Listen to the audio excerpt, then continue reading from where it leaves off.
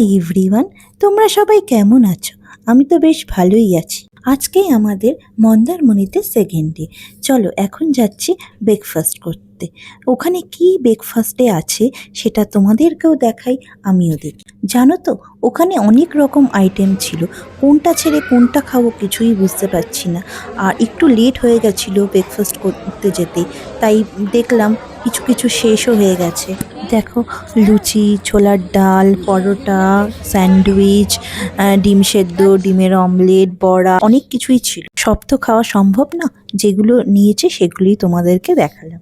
এখন যাচ্ছি রুমে চেঞ্জ করে যাব পুলে। জানো তো আমার ছোট মেয়ে জলে খেলতে খুবই ভালোবাসে। জানি না এত বড় ওয়াটার এরিয়া দেখে কেমন করবে। দেখো কেমন খেলছে, এক ফোঁটা ভয় পাচ্ছে না। আমি তো প্রথমে ভেবেছিলাম খুবই ভয় পাবে, ও দিদির সঙ্গে সমানে খেলেই যাচ্ছে, জল থেকে কিছুতেই উঠতে চাইছে। সব থেকে বেশি মজা করেছে আমার বড় মেয়ে মিমি।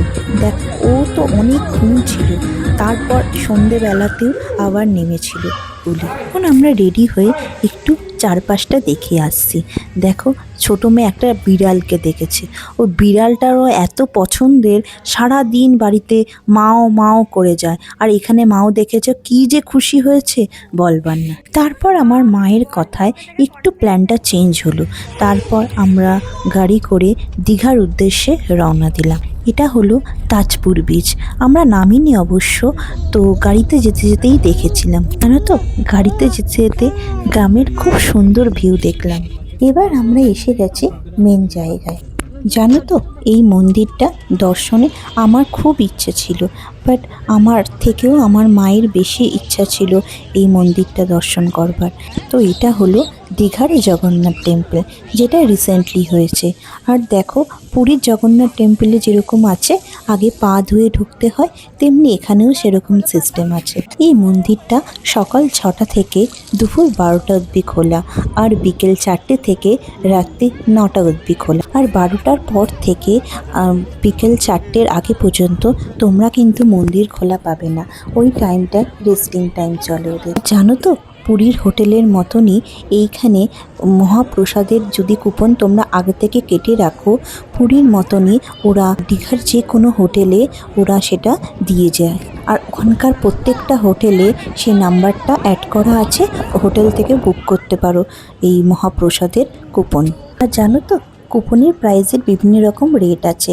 100, 150 to 160 অ্যান্ড 50তেও স্ন্যাক্স মতন পাওয়া যায়, আর বাদবাকিতে রাইস, খিচুড়ি এগুলো সব থাকে। আর হ্যাঁ, ওখানে গিয়ে তোমরা যদি মনে করো পুজো দেবে, তবে দক্ষিণেশ্বরে দেখেছো না ওই ছোট ছোট মতন পূজা আক্রের টাইপের আছে, ওখানেও এরকম সেম দেখতে পাবে। তারপর ওখান থেকে ডালা কিনে তোমরা পুজো দিতে পারো। ও হ্যাঁ, ভেতরে না মোবাইল নিয়ে ঢোকা অ্যালাউ ছিল না, তাই তোমাদের মেন বিগ্রহ দেখাতে পারলাম না। মন্দিরটা এত বড় ছিল যে সব জায়গা ঘুরে উঠতে পারিনি। আরেকটা জিনিস খুবই ভালো লেগেছে, মন্দিরটা থেকে সানসেটটা এত সুন্দর লেগেছে বলবার নয়। আমরা কিছুটা ঘুরেই বেরিয়ে গেলাম।